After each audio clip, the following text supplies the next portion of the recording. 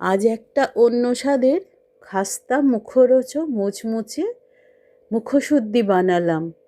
দেখো, দেখতেও যত সুন্দর, যেন মনে হচ্ছে গোলাপের পাপড়ি শুকোনো। দেখতে যত সুন্দর, খেতেও খুব সুস্বাদু। আর স্টোর করে রাখা যায় সারা বছর। কয়েকটা আমলকি নিলাম, বিট এবং আদা নিয়ে আমলকিটা ভালো করে ধুয়ে তাকে গ্রেট করে নেওয়া হলো।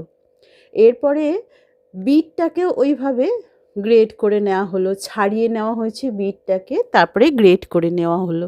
এরপরে আদাটাও ছাড়িয়ে তাকে গ্রেট করে নেওয়া হলো।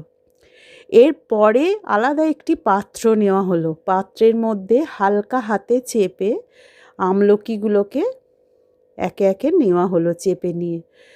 এই হালকা হাতে চেপে নিলে রসটা সব থাকলে শুকাতে চায় না, সেজন্য একটু হালকা করে চেপে নেওয়া। বিটটাকেও নিলাম, এরপরে আদাটাকেও হালকা করে একটু চেপে নিয়ে ওর মধ্যে দিয়ে সবগুলোকে একসঙ্গে মাখিয়ে নেব। দেখো, মাখানোর পর কি সুন্দর লাগছে। এই বিটটা দিলে পরে আমলকি এবং সব মিলিয়ে খুব সুন্দর হয়। এরপর খানিকটা বিট নুন দিলাম।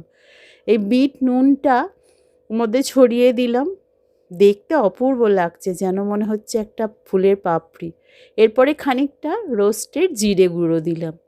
রোস্টেড জিরে গুঁড়োটা ওর মধ্যে দিয়ে সবগুলোকে একসঙ্গে এবার ভালো করে হাতে করে আলতোভাবে বেশ ভালো করে নাড়াচাড়া করে মাখিয়ে নেওয়া হলো এবং ছড়িয়ে দিতে হবে। ছড়িয়ে দিয়ে কয়েকটা দিন উল্টে পাল্টে রোদের মধ্যে শুকিয়ে নিতে হবে। এবার শুকালেই তৈরি একদম মুচমুচে খাস্তা বিট, আদা এবং আমলকির মুখশুদ্ধি, যেটা খেতেও ভালো, উপকার আছে।